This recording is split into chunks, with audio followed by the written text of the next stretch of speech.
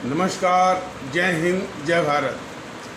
भारतीय अवाम ताकत दल अपने भारतीय भाई बहनों अर्थात अपने देश भारत की जनता अर्थात अपनी भारतीय अवाम से भारतीयता आधारित आपसी श्रद्धा, भारतीयता आधारित आपसी स्नेह, भारतीयता आधारित आपसी प्रेम, भारतीयता आधारित आपसी अखलाक मोहब्बत, भारतीयता आधारित आपसी सहयोग, भारतीयता आधारित आपसी सम्मान, भारतीयता आधारित आपसी एकता, भारतीयता आधारित आपसी भाईचारा तथा भारतीयता आधारित आपसी सद्भाव को समझने व उसे आत्मसात करके उसे अनुसार आचरण एवं व्यवहार करने हेतु और इसके पूरे देश में प्रचार प्रसार करने हेतु और प्रत्येक देशवासी को इसकी अहमियत और महत्व को समझाकर उसे अपनाते हुए उसी अनुसार आचरण एवं व्यवहार करने हेतु और प्रत्येक देशवासी को अपना ही भारतीय भाई बहन मानकर, समझकर, अपनाकर उनके साथ उसी अनुसार वैसा ही आचरण एवं व्यवहार करने हेतु हमेशा सतत और सदैव अदब के साथ, आदर के साथ अर्ज करता है, विनती करता है। अब हम सभी लोग उस विषय को थोड़ा सा लेंगे जो पिछले किसी एपिसोड में भारत विभाजन के विषय में कुछ महत्वपूर्ण बातें छूट गई थी। देखिए, ये जो जीएनपीसी के जो वो नेहरू महोदय थे और जो मोहनदास करमचंद गांधी थे, इन्हीं दोनों की साजिश थी भारत को बांटने की। तो उसमें विस्तार से बताया गया।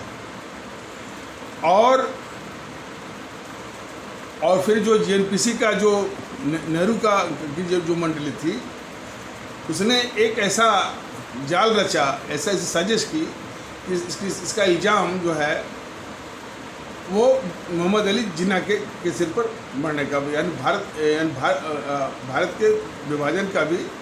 चूँकि भारत सिर्फ देश का दो टुकड़ा ही नहीं हुआ, जो उसमें 25 से 30 लाख लोगों की जानें गई अपने ही देशों की, और वो जान ऐसा नहीं कि कोई बाहर से आक्रमण करने वाला नहीं था, अपने ही वो भाई आपस में कट के और मार के मरे, जो कि कुछ ही दिन पहले अंग्रेज़ों के खिलाफ आज़ादी की लड़ाई में कंधा से कंधा मिला करके आज़ादी की लड़ाई लड़े थे। ये सबसे बड़ी वो त्रासदी है उसकी। और 3 करोड़ लोगों के घर उजड़े। तो ये पूरा इल्ज़ाम जो है मोहम्मद अली जिन्ना के मत्थे मरने की भी साजिश जो है वो नेहरू मंडली, जो जीएनपीसी का जो नेहरू था गद्दार, उसने किया। और उसी तरह से झूठ मूठ का इतिहास भी जीएनपीसी वालों ने लिखवाया। लेकिन जो कहीं कहीं दबाए गए तथ्य जो मैंने इशारा करते हैं और बयां करते हैं, उससे से बहुत कुछ चीज़ें साफ हो जाती हैं।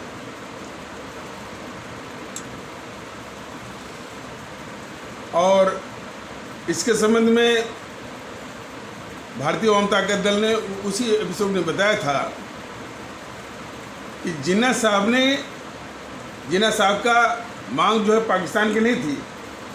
पाकिस्तान की मांग कभी, पाकिस्तान की बात कभी कभी वो एज ए अपना बार्गेनिंग पावर बढ़ाने के लिए, अक्सर कई लोग अपना यानी बार्गेनिंग जो है वो पावर बढ़ाने के लिए, अरे ये तो नेहरू कर रहा था कि हमको प्राइम मिनिस्टर मत बनाइए। तो नेहरू के विषय में तो खुद ये माने ये वक्तव्य भी आ चुका है कि मोहनदास करमचंद गांधी बोल रहा था कि यदि उसको प्रधानमंत्री न बनाया गया होता या न बनाया जाता तो वो कह रहा था कि हम कांग्रेस को तोड़ देंगे। मोहनदास करमचंद गांधी का कभी कभी इस तरह से जो इसको नेहरू को प्रधानमंत्री बनवाया, तो उसने एक तर्क दिया कि नेहरू ने धमकी दिया था यहाँ भी और माउंटबेटन को भी धमकी दिया था कि यदि उसको प्रधानमंत्री नहीं बनवाया गया तो कांग्रेस को तोड़ देगा। तो हर एक जो इस तरह से महत्वाकांक्षी होता है, एक अपना बार्गेनिंग पावर बढ़ाने के लिए एक पॉइंट रखता है तो पाकिस्तान वाली बात जो है वो मोहम्मद अली जिन्ना की मांग के रूप में ये बिल्कुल बात सत्य नहीं है। वो उनकी बार्गेनिंग पावर के रूप में हो सकता है, लेकिन उनकी मांग था कि पूरे भारत के प्रधानमंत्री, उनका दावा था, उनके मांग में उनका दावा था पूरे भारत के प्रधानमंत्री पद के लिए। इसके विरुद्ध में वो जो निकम्मा था वो नेहरू के खिलाफ कि जब वो ये गांधी जो है नेहरू को प्रधानमंत्री बनवा रहा था तो ये बात उनको नागवार गुजरी और इसलिए उन्होंने उसका दावा रखा कि भाई ये उसको बनाना है तो उसे बेहतर यानी मेरी जो है वो दावेदारी है। और यही जो है सारे फसाद की जड़ है। इसी को इन सबों ने, जो नेहरू मंडली और मोहनदास करमचंद मंडली ने उसको वो प्रधानमंत्री बनवा करके इसको पाकिस्तान का टुकड़ा दे करके शांत करने के लिए, और इसके बाद जो है वो इसका इल्ज़ाम भी मरने का पूरा इतिहास के द्वारा ऐसे द्वारा पूरा इस तरह से उन्होंने दुष्प्रचार के द्वारा इस बात को फैलवाया और सत्य को ढका। तो उसी में यदि जो भारतीय जनता दल का रहा है कि भाई जिन्ना साहब का जो है वो भारत के प्रधानमंत्री के लिए दावा था, न कि पाकिस्तान के लिए, तो उसी बात को पुष्ट करता है कि जब ये मारकाट शुरू हो गई तो इसने एक चिट्ठी लिखा, मोहनदास करमचंद गांधी ने नेहरू को, कि भाई जिन्ना को प्रधानमंत्री बनने दो। तो यदि ऐसी बात न होती तो वो मोहनदास करमचंद गांधी नेहरू को इस तरह की चिट्ठी क्यों लिखते कि जिन्ना को प्रधानमंत्री बनने दो। तो इससे साफ स्पष्ट होता है कि पाकिस्तान की मांग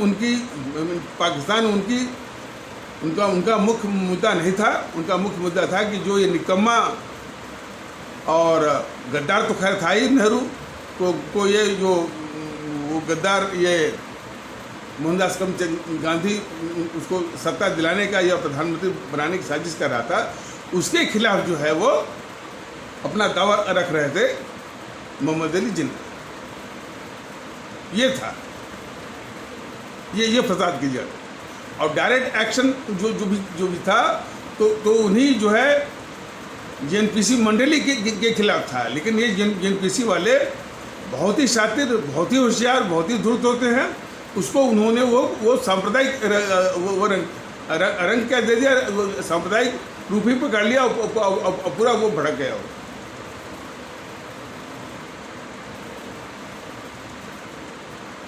तो पिछले एपिसोड में बताया गया था कि जब वो टेलीग्राम आ रहे थे अमेरिका से, इंग्लैंड से, कि भाई सुभाष को भारत की धरती पर आने से रोको। कब? जबकि आज़ाद हिंद फौज अंग्रेजी सेना को परास्त करते हुए, किस लिए परास्त करते हुए? भारत को आज़ाद कराने के लिए, भारत को इस देश को आज़ाद कराने के लिए आज़ाद हिंद फौज, जो कि सुभाष चंद्र बोस ने जिसकी स्थापना की थी, तो अंग्रेजी सेना को हराते हुए वो कोहिमा तक आ गई थी। तो टेलीग्राम वो ब्रिटेन से भी और वहाँ से अमेरिका से आ रहे थे, इन दोनों को, यानी नेहरू को भी और मोहनदास करमचंद गांधी को भी, कि सुभाष को भारत की धरती पर आने से रोको, नहीं तो नेहरू की क्या विसार, गांधी के भी राजनीतिक जीवन पर ग्रहण लग जाएगा। तो इन सबों ने अपने अपने तरीक़ों से गद्दारियाँ की, वो पिछले एपिसोड में बताया गया है। तो उसमें बताया गया था कि जो उसमें पश्चिमी देश, खास करके रूस का उसमें स्टालिन था, स्टालिन से मिल करके उनको पकड़वा करके और साइबेरिया के किसी जेल में और बहुत असहनीय पीड़ाओं के साथ और निर्मम पीड़ाओं के साथ, यातनाओं के साथ बहुत निर्मम वो और नृशंस हत्या करवाई इसने, नेहरू ने। अब वो हत्या करवाने के बाद दो काम किया इसने, उस पर किसी का ध्यान न जाए, तो दो काम इसने इस गद्दार नेहरू ने किया। देखिए ये तो मैंने कहानी बताई जा रही है, लेकिन ज़रा सोचिए कि जो हमारे राष्ट्रभक्त शिरोमणि नेताजी सुभाष चंद्र बोस आज भी हम भारतीयों के हृदय पटल पर देशभक्ति के मामले में सबसे ऊंचे आदर्श है, और ऊंचे आदर्श जो है कई सदियों तक रहेंगे। उसको मरवाने की साजिश करने वाला जो नेहरू है, उसको देश क्या बोलेगा, सोच लीजिए। और यही नहीं किया, मरवाने के बाद अब वो उधर कोई जान न पाए, किसी का ध्यान न जाए और कोई सोच न सके, तो इसने सुभाष चंद्र बोस के परिवार पर ये जासूसी करवाता था। कब तक? जब तक ये नेहरू जिंदा था, नंबर 1। और दूसरा, इसने इंतजाम किया कि वो उसको, चूंकि खौफ बहुत था, सुभाष चंद्र बोस का बहुत बड़ा खौफ था नेहरू को, तो वही लॉर्ड माउंटबेटन से मिल करके वो दस्तावेज तैयार करवाया कि जिसमें हमारे वो राष्ट्रभक्त शिरोमणि नेताजी सुभाष चंद्र बोस, जो हमारे हम भारतीयों के मानस पटल पर, हृदय में, दिलो दिमाग में राष्ट्रभक्ति के रूप में सबसे बड़े आदर्श और प्रतिमान हैं, उनको अंतर्राष्ट्रीय अपराधी घोषित करवाए। ये गद्दार नेहरू। यह सोचिए नहीं इसकी गद्दारी कितनी घटिया किस्म की है और कितनी घोर है। और उसी दस्तावेज में भारत सरकार पर जिम्मेदारी दी गई कि जब भी वो मिले भारत में, तो उनको पकड़ करके इंग्लैंड को सौंपना।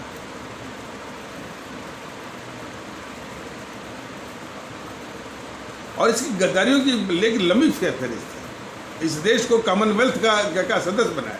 कॉमनवेल्थ का सदस्य मतलब कि फिर वही अंग्रेजों की गुलामी अपरोक्ष रूप से।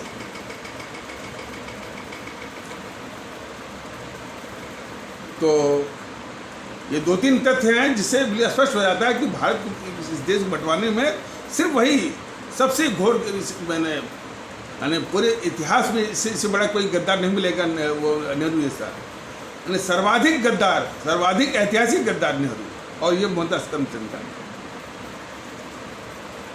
अब सभी लोग जान लीजिए कि इस मोहनदास करमचंद गांधी ने तो कांग्रेस में प्रस्ताव पास करवाया भारत के बांटने का। इसमें लोग जान लीजिए। और ये बिल्कुल सामान्य ज्ञान की बात, सामान्य जो है, ये संज्ञान की बात है कि जो पार्टी, कांग्रेस पार्टी खुद देश को बांटने का प्रस्ताव पास कर रही है, उसका इल्ज़ाम जो है, उसका इल्ज़ाम दूसरे के मत्थे कैसे मर सकती है, इसको सोचिए। तो जेएनपीसी को ये देश जनता ने बहुत ही चाहते थे, बहुत झूठ बोलने वाले और झूठी ही बोलने वाली है। और एक बात और उसमें जोड़ना जरूरी है, ये जो मोहनदास करमचंद गांधी की हत्या भी हुई, वो उस हत्या की साजिश में ये जरूर शामिल है वो नेहरू, इसलिए उसकी जांच नहीं हुई। उसको अंदाज ऐसे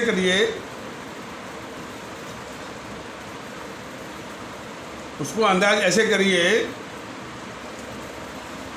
कि कुछ लोग कहते हैं कि वो 4 गोली लगी थी उनको, 3 ही गोली थी, मारा था उसने नाथूराम, चौथी किसने मारा? और उसके पहले कई आक्रमण हो चुके थे उसके ऊपर, इस मोहनदास करमचंद गांधी के ऊपर। कोई अब इतना चाहने वाला, इतना राष्ट्रपति पिता उसको कहता था, बनवाया इसने, और उनके सुरक्षा की कोई बात ही नहीं।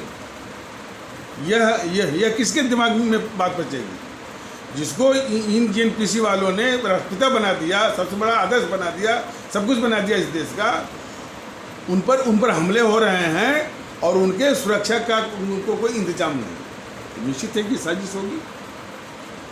और इसको इस बात से भी अंदाजा अब आप सभी लोग कर सकते हैं कि आप देखिए, सिनेमा कोई आदर्श नहीं है किसी बात के लिए, लेकिन कभी कभी वो उसे किसी बिंदु पर, किसी मामलों में उससे सीख जरूर मिलती है। तो किसी किसी फिल्म में आप देखते होंगे कि जो शातिर किस्म के बहुत बहुत ऊंचे दर्जे का शातिर जो अपराधी होता है, तो जिसकी सहायता से अपने उस मुकाम पर पहुंच जाता है, मैंने जिसके सहायता मैंने जिसको सीढ़ी बना करके उस मुकाम पर पहुंच जाता है, तो सबसे पहले उस सीढ़ी को ही वो नष्ट करता है। तो हो सकता है वो सीढ़ी भी कभी ये राज खोल दे। तो उसको डर था नेहरू को, ये हो सकता है कि कभी इसके मुंह से, मोहनदास करमचंद गांधी के मुंह से निकल जाए इस साजिश का। इसलिए कि एक बार मोहनदास करमचंद गांधी 1936 में बोल चुका था, जब इतने भ्रष्ट हो गए थे, जबकि प्रांतीय सरकार बनी थी कांग्रेसियों की, तो क्योंकि इतने भ्रष्ट हो गए थे, लालची हो गए थे, उनको देख करके बड़ी तकलीफ हुई इस मोहनदास करमचंद गांधी को। और उसने कहा था कि अब इस कांग्रेस को एक खूबसूरत दफन देने का वक्त आ गया। हालांकि इसी को मोदी जी का जो, हमारे आदरणीय मोदी जी का जो इतिहास ज्ञान दिखाता है कि वो कह रहे थे, मोदी जी ने कहा था कि वो 1952 में उन्होंने कहा था, गांधी जी ने। तो मोदी जी को भी जानना चाहिए कि 1952 में तो मोहनदास करमचंद गांधी थे ही नहीं, वो तो 48 में ही वो अल्लाह को प्यारे हो गए थे। तो उन्होंने,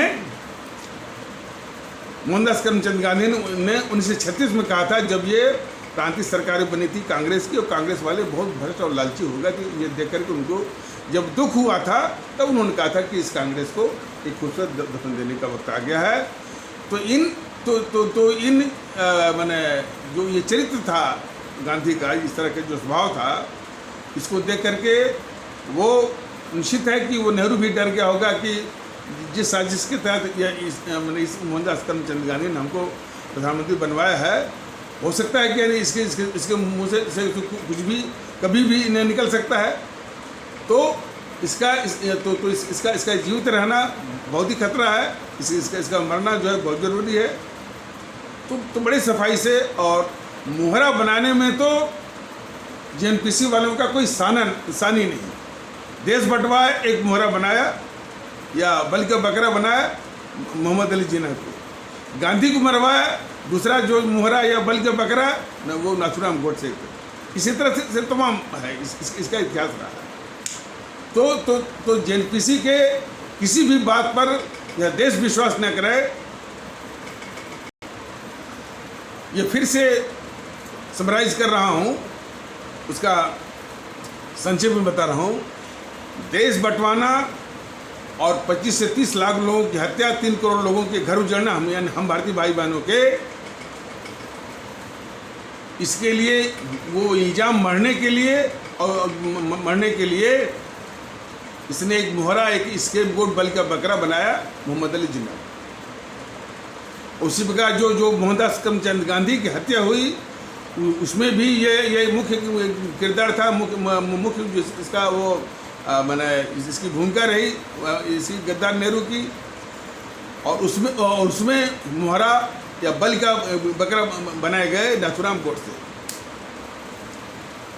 तो मुहरा बनाने में, अपना इल्ज़ाम किसी और के मत्थे मरने में जेएनपीसी का कोई मुकाबला नहीं है और कोई शानी नहीं है।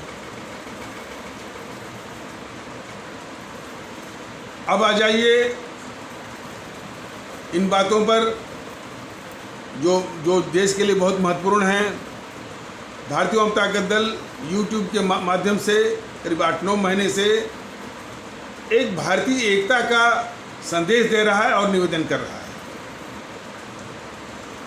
अब इसमें जितने ये स्वार्थी राजनीतिक दल हैं, संगठन हैं, वो इनका विरोध कर रहे हैं, वो इसका विरोध कर रहे हैं। भारतीय वाम ताकत दल को इस बात का आश्चर्य है कि आखिर ये भारतीय वाम ताकत दल कौन सा अपराध कर रहा है। ये तो कह रहा है भाई भारतीयता के आधार पर एक होइए, और ये भी बता रहा है कि भारतीय एकता लाने के रास्ते में कौन कौन बाधाएं हैं, कौन कौन दिक्कतें हैं, कौन कौन रोड़े हैं, कौन कौन ऑब्स्ट्रक्शंस हैं, ऑब्स्टैकल्स हैं। तो जो एकता की बात करते थे जीएनपीसी वाले, वो भी विरोध कर रहे हैं अपने स्वार्थों के चलते। इसलिए कि जो उन्होंने अपने स्वार्थ का एक बहुत बड़ा साम्राज्य, बहुत बड़ा तंत्र, बहुत बड़ा किला बना रखा था, हो सकता है कि इस भारतीय एकता के कारण वो किला और वो तंत्र उनका साम्राज्य ढह सकता है, स्वार्थ वाला। और स्वार्थ क्या था कि सत्ता के द्वारा लूटना, लूट के द्वारा सत्ता, यही उनका तंत्र था। बाकी तो चीज़ें जो है वो उसके वो निटी ग्रिटी हैं और थ्रेड बेयर हैं, मतलब कि उसके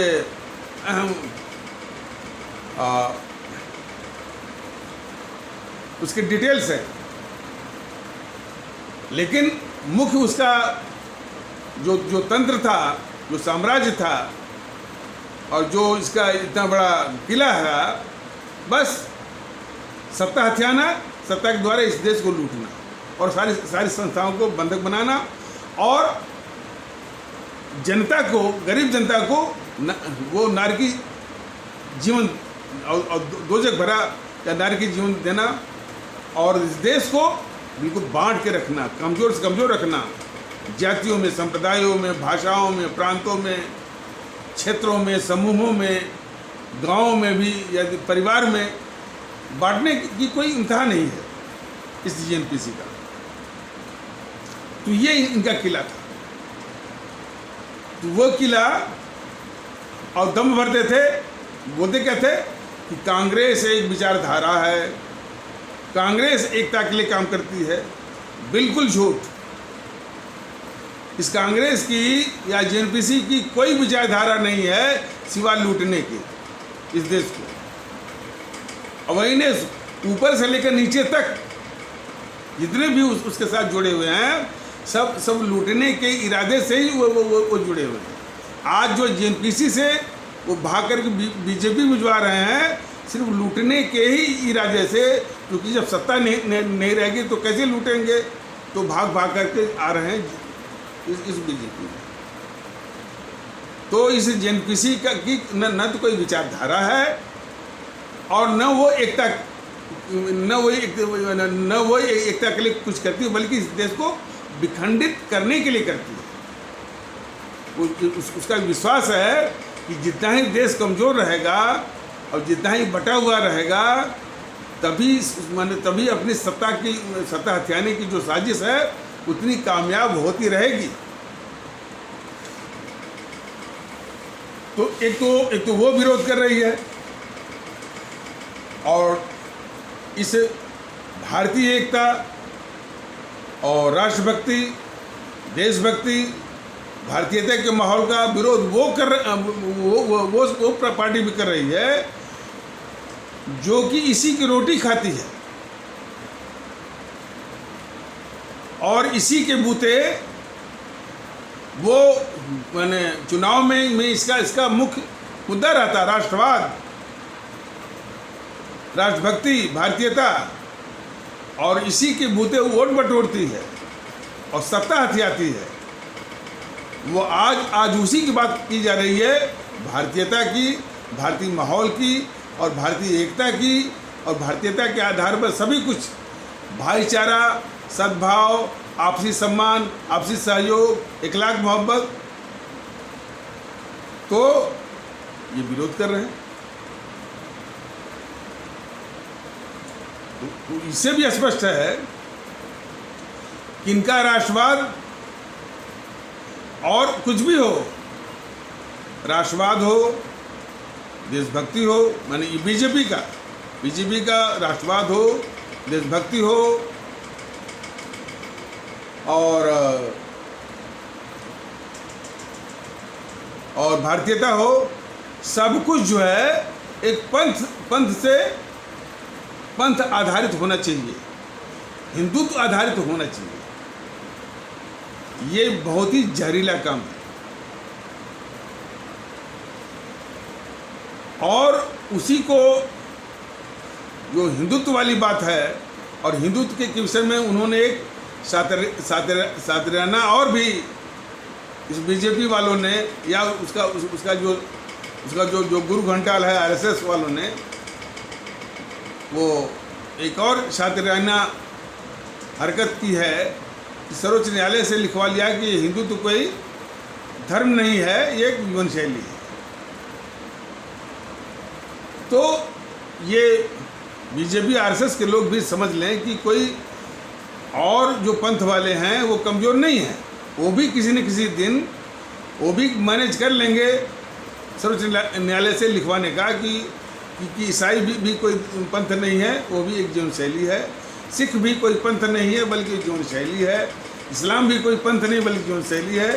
तब ये क्या करेंगे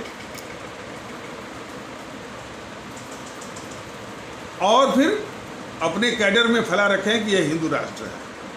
भारतीय जनता दल ने कहा कि ये हिंदू राष्ट्र की बात कहना और वो भी सार्वजनिक रूप से कहना, उसे कहने से जो हमारा ये देश जो है, क्योंकि ये भारत गणराज्य है, भारतीय गणतंत्र है, इंडियन रिपब्लिक है, इसकी स्थिति में रंच मात्र भी बदलाव होने को नहीं है।